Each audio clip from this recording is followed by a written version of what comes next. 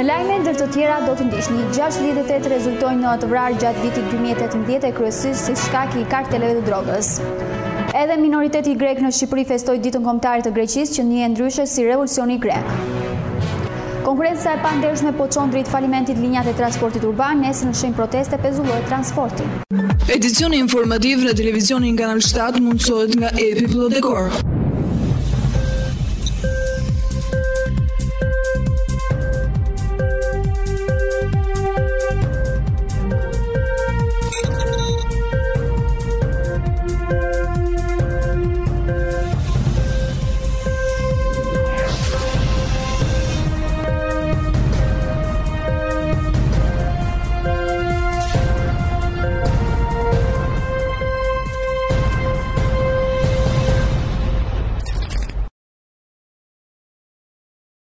Ju përshëndes shikues të televizionit Kanal 7, jeni duke ndjekur edicionin informativ.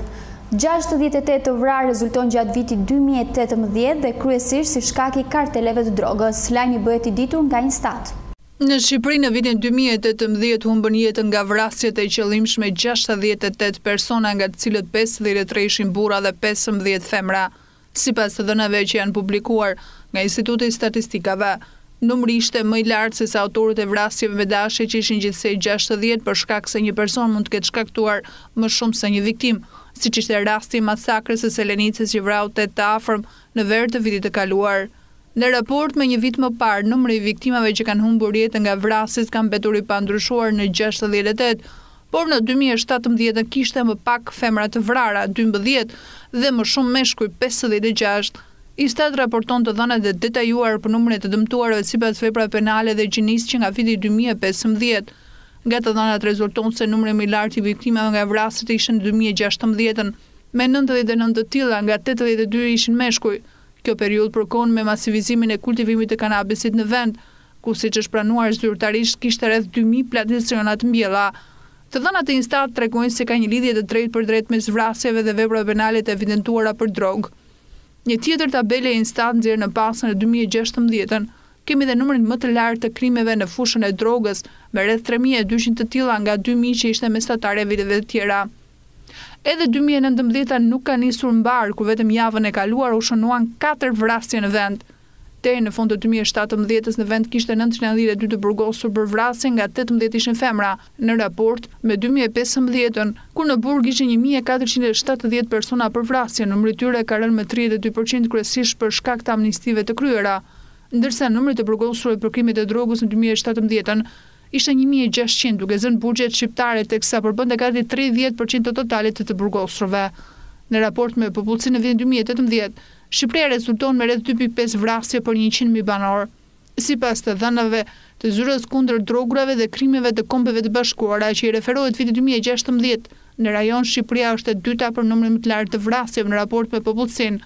I pari ishte Malizi me 4.34, më pas Shqipëria, pastaj Kosova me 1.6, Maqedonia 1.59, Serbia 1.39, Bosnia 1.28. Në Europë vrasjet më të mëdha shënohen në ish vendet e Bashkimit Sovjetik. Rusia 10.8 vrasje për 100.000 banor, Ukraina 6.3, Turqia 4.3. Në vendet e Europës perëndimore ky tregues luhatet rreth 1 vrasje për 100.000 banor. Shtetet ku ndodhen më pak vrasje janë Slovenia, Islanda dhe Norvegjia. Në botë rekord për vrasjet e qëllimshme mbajnë shtete si Venezuela 56.5, Brazili 29.5, Kolumbia 25.5 vrasje për 100.000 banor, Meksika 19.3, me dy të fundit që njihen për kartelet e fuqishme të drogës janë dhe shkaku kryesor. Edhe minoriteti grek në Shqipëri festoi ditën kombëtare të Greqisë që njihet ndryshe si revolucioni grek. Ra në sy mungesa e deputetëve si nga pala shqiptare edhe ashtu nga ajo pala greke.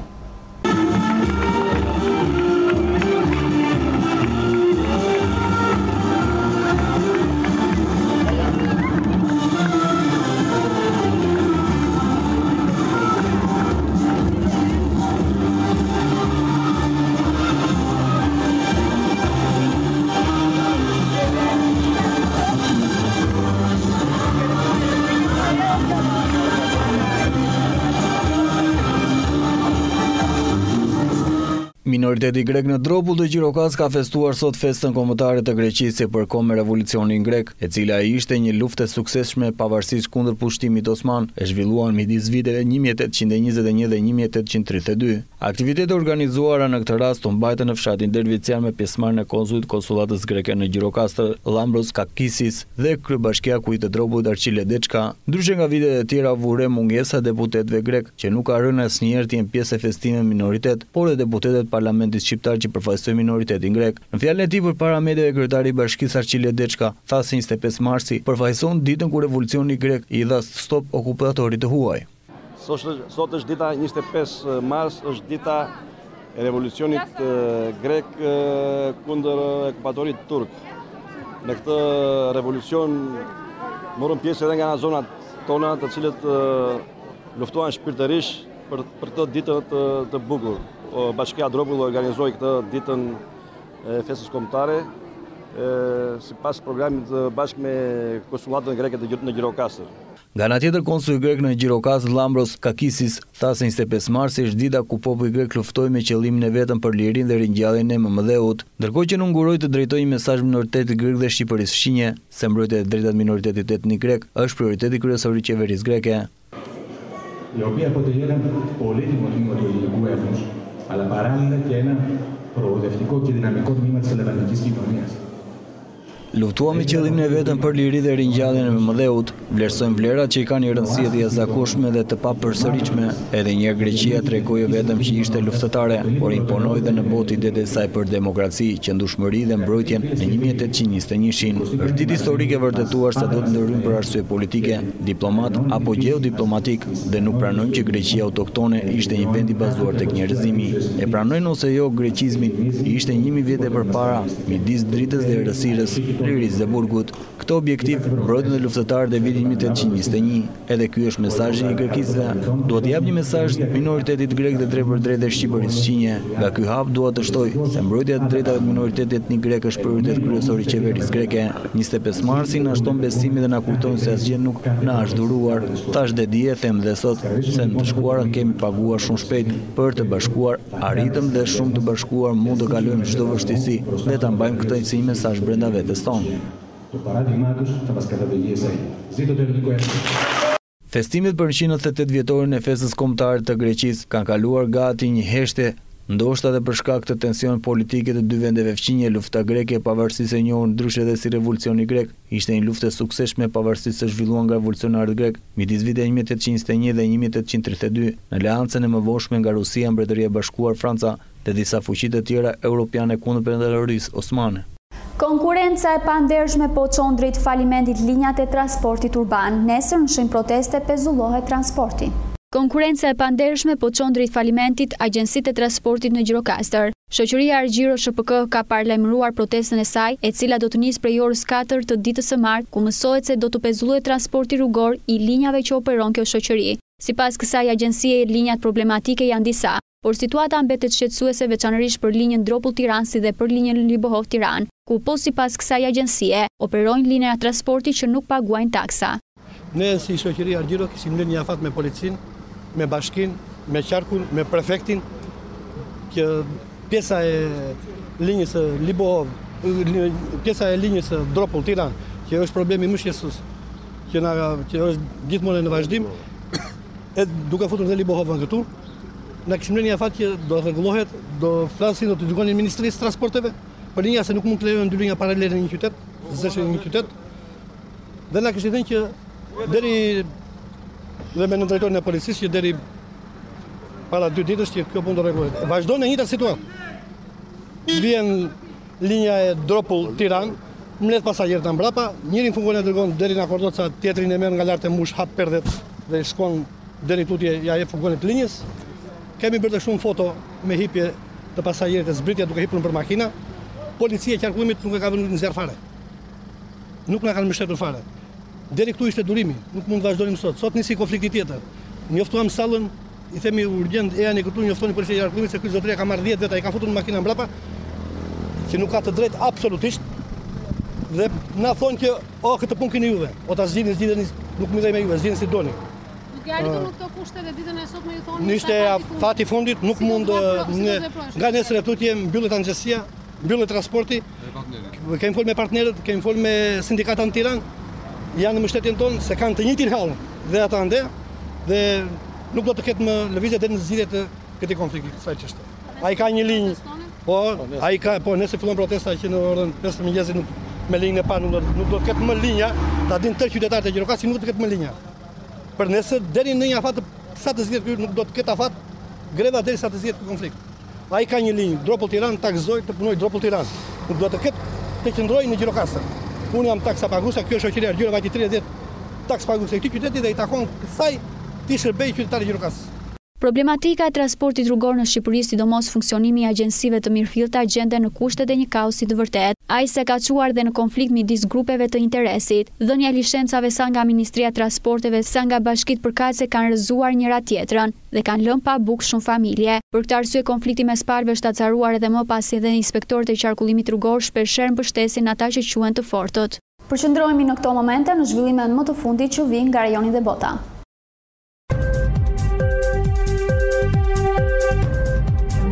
Amerikanët janë në pritje të detajeve të hetimit të prokurorit të posaçëm Robert Mueller për ndërhyrje në zgjedhjet presidenciale të vitit 2016. Mueller ja dozoi të premten raportin konfidencial prokurorit të përgjithshëm William Barr, i cili informoi pas kësaj krerët e Kongresit përmes një letre ku sqaronte se sapo të ketë mundësi do t'i njoftojë mbi përfundimin e hetimit. Nga Moska nuk ka patur asnjë reagim mbi këtë çështje.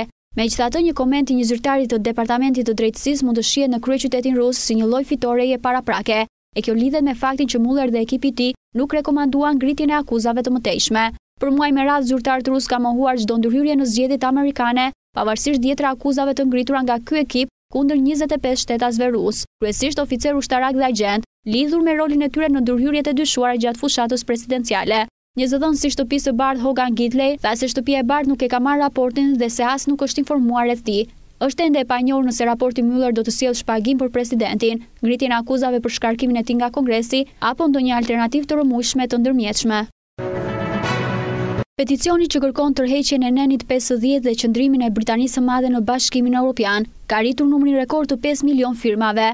Rekordi më parëshëm ishte 4.1 milion firma në një peticion. Rekordi më parëshëm ishte 4.1 milion firma në një peticion që kërkonte një referendum të dytë mbi Brexit. Ky peticion erdhi pasi mijëra persona marshuan para parlamentit dje për të kërkuar një referendum të dytë mbi Brexit. Sipas organizatorëve të këtij marshimi, pretendohet se ishin rreth 1 milion persona të mbledhur në kryeqytetin britanik. Sipas ligjit të Bashkimit Evropian, Britania e Madhe ka të drejtë të kërkojë një shtyrie, por mund edhe të vendosë të tërheqë në mënyrë të njëanshme Brexit. Më shumë se 4 milion persona kishin nënshkruar një peticion në vitin 2016, kur kërkonin zhvillimin e një referendumi të dytë mbi Bashkimin Evropian, pasi asnjë prej dy kampeve pro dhe kundër Bashkimit Evropian nuk ishin arritur nivelin e 60% të votave.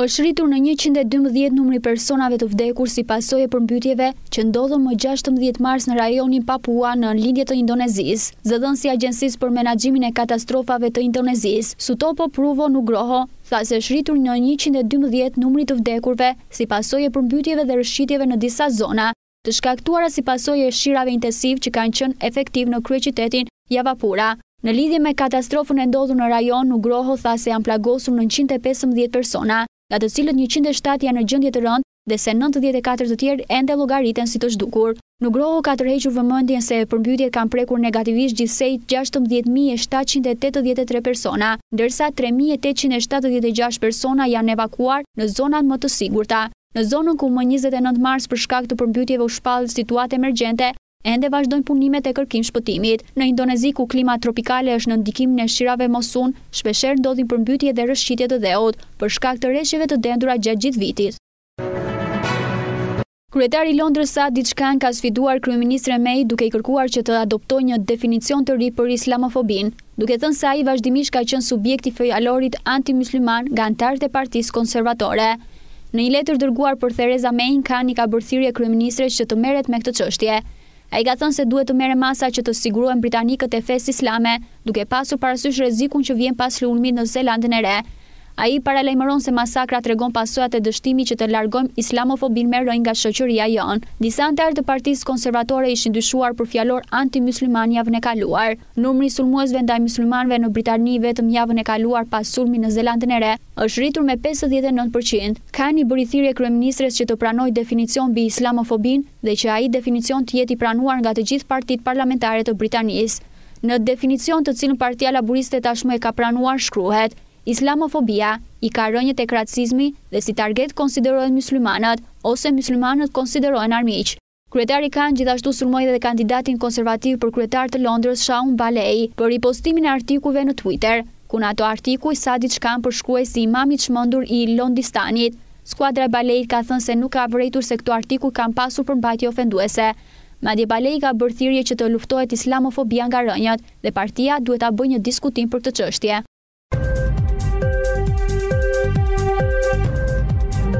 Duke lënë pas zhvillimet nga rajoni dhe bota, vijojmë sërish me informacione në vend. Gjermania i jep një tjetër leksion Shqipërisë. Prej vitit 1941 në Gjermani ruhen gjenet e perimeve shqiptare.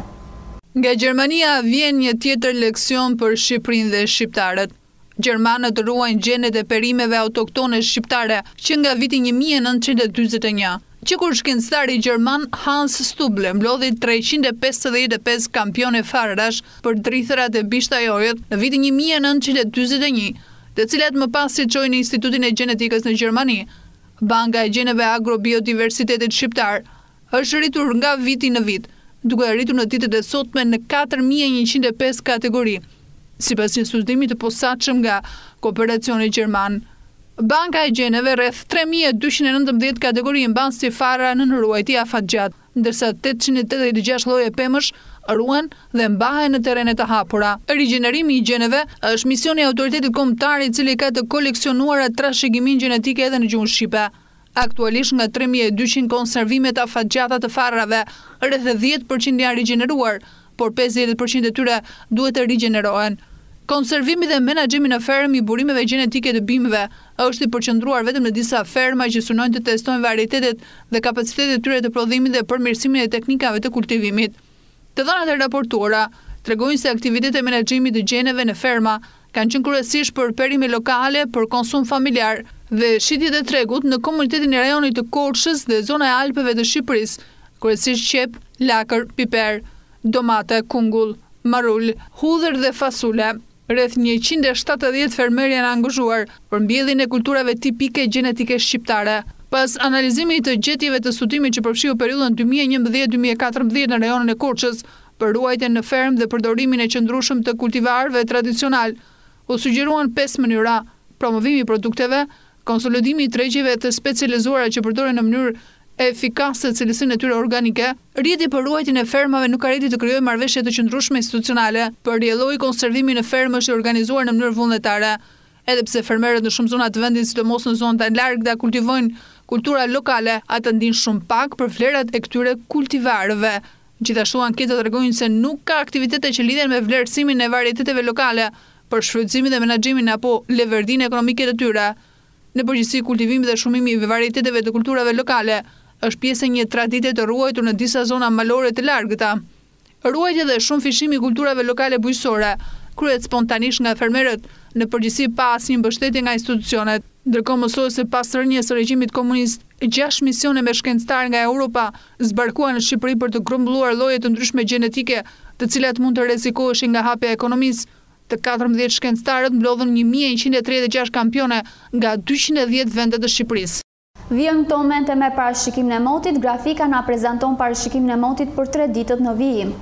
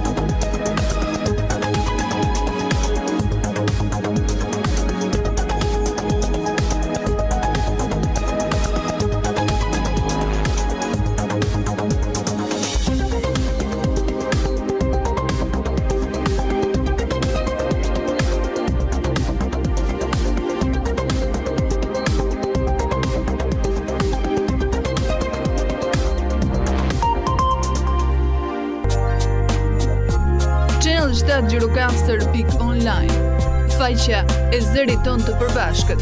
Mjefton një klik dhe aty do të gjeni lajmin që ju kërkoni. Channel 7 Gjirokaster online. Mund të na ndiqni kudo ku ju ndodheni. Lajme minut 5 minute, emisione, kronika, shtypi i ditës, fotolajm, kulturë, kuriozitete, kuzhinë, sport, transmetim live. Channel 7 Gjirokaster.online. Ajo që ju duhet.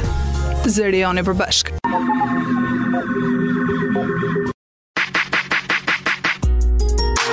Me parashikimin e motit e kemi mbyllur dhe këtë edicion informativ. Unë ju falenderoj për vëmendjen tuaj, bashkëmirupafshim.